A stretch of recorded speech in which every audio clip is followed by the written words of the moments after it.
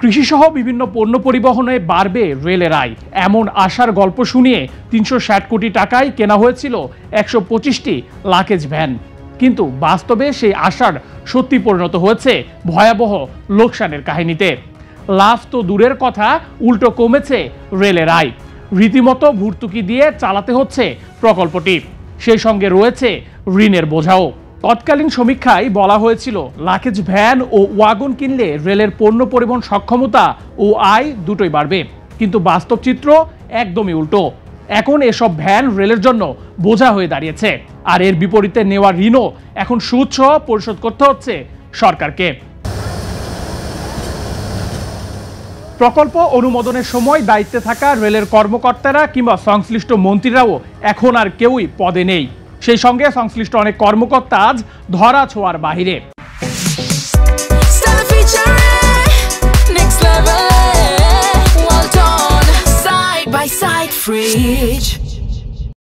সর্বশেষ প্রাপ্ত তথ্য মতে অচল এসব লাগেজ ভ্যান এখন বেসরকারি খাতে লিজ দেওয়ার চিন্তা করছে রেলওয়ে কর্তৃপক্ষ। রাজধানীর কমলাপুরে ঢাকা রেলওয়ে স্টেশনে গিয়ে দেখা যায় রাজশাহীগামী আন্তনগর সিল্ক সিটি এক্সপ্রেস ট্রেনের লাগেজ ভ্যানের বগিতে কোনো পণ্য নেই। তবে সরকারি কাগজ বা দাপ্তরিক সামগ্রী পরিবহনে এগুলো ব্যবহার হচ্ছে মাঝে মধ্যে। কর্তব্যরত কুলিরা জানিয়েছেন বেশিরভাগ দিনই খালি অবস্থায় যাতায়াত করে এসব লাগেজ ভ্যান। তাছাড়া লাগেজ ভ্যানের জন্য যে কাউন্টারে পণ্য বুকিং নেওয়া হয় সেখানেও এখন শুনশান নীরবতা। সেখানে বুকিং সংশ্লিষ্টরা দিনভর পণ্য আসার অপেক্ষায় থাকেন।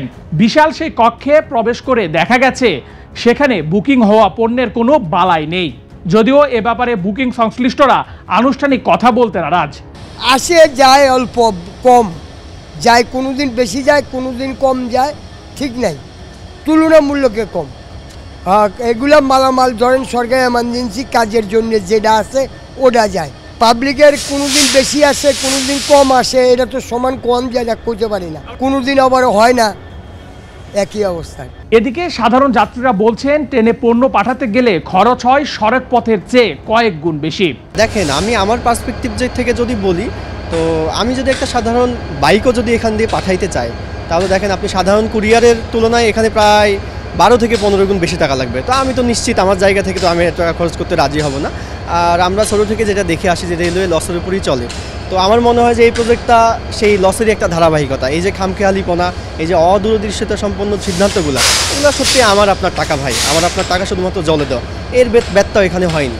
অবশ্যই ডেফিনেটলি আরও ভেবেচিন্তে নেওয়া উচিত, এবং আমার মনে হয় এগুলা কয়েকবার ইভ্যালুয়েশন করা উচিত যে এগুলো কতটুকু ফিজিবল হয়। ঠিক আছে, যেমন আমি সাধারণ বাইকের কথাই বললাম, এখন ছোটো ছোটো অনেক এসএমই ছোটো ছোটো উদ্যোক্তা আছে, তারা যদি একটা ছোটো জিনিস এক বস্তা জিনিস দিয়ে পাঠাবে, তো ভাই এত টাকা খরচ করে তো কুরিয়ার বাদে এটাকে কোনোভাবেই বেছে নেবে না।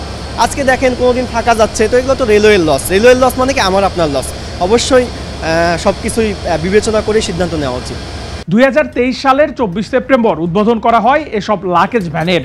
ঢাকা চট্টগ্রাম রুটে প্রতি কেজি পণ্যের ভাড়া ধরা হয় 2 টাকা 36 পয়সা, আর অন্যান্য রুটের ভাড়া 1 টাকা 68 পয়সা থেকে 2 টাকা 94 পয়সা পর্যন্ত নির্ধারণ হয়। তবে বাস্তব চাহিদা না থাকায় সেগুলো ব্যবহার আশানুরূপ হয়নি। এসব বিষয়ে রেলওয়ের কোনো কর্মকর্তা ক্যামেরার সামনে কথা বলতে রাজি হননি। তথ্য বলছে লাগেজ ভ্যান কেনায় 2020 সালের 31 আগস্ট চীনের একটি সরবরাহকারী প্রতিষ্ঠানের সঙ্গে 358 কোটি 39 লাখ টাকার চুক্তি হয়। প্রতিটি মিটার গেজ লাগেজ ভ্যানের দাম 2 কোটি 45 লাখ টাকা। 2018 সালের 26 জুন তৎকালীন প্রধানমন্ত্রী শেখ হাসিনার সভাপতিত্বে একনেক বৈঠকে অনুমোদন দেওয়া হয় প্রকল্পটি। 2023 সালের সেপ্টেম্বর থেকে নভেম্বর পর্যন্ত 3 ধাপে রেলের বহরে যুক্ত হয় মোট 125টি লাগেজ ভ্যান, যার মধ্যে 25টি শীততাপ নিয়ন্ত্রিত রেফ্রিজারেটর ভ্যান। বর্তমানে রেলের বহরে থাকা 125টি ভ্যানের মধ্যে নিয়মিত চলাচল করছে মাত্র 47টি। যে লাগেজ ভ্যান দিয়ে বাড়ানোর কথা ছিল রেলওয়ের আয়, সেগুলো এখন রেলওয়ের লোকসানের প্রতীক। দায়িত্বশীলরা নেই দায়িত্বে, ব্যবস্থাপনা অকার্যকর। ফলে প্রকল্পটি এখন পরিণত হয়েছে রেলওয়ের এক ব্যর্থ বিনিয়োগের উদাহরণে। সেই সঙ্গে প্রয়োজনীয় যাচাই বাছাই ছাড়া প্রকল্প হাতে নেওয়ায় অল্প সময়ের মধ্যেই তা মুখ থুবড়ে পড়ছে বলে মনে করেন রেলওয়ে সংশ্লিষ্টরা।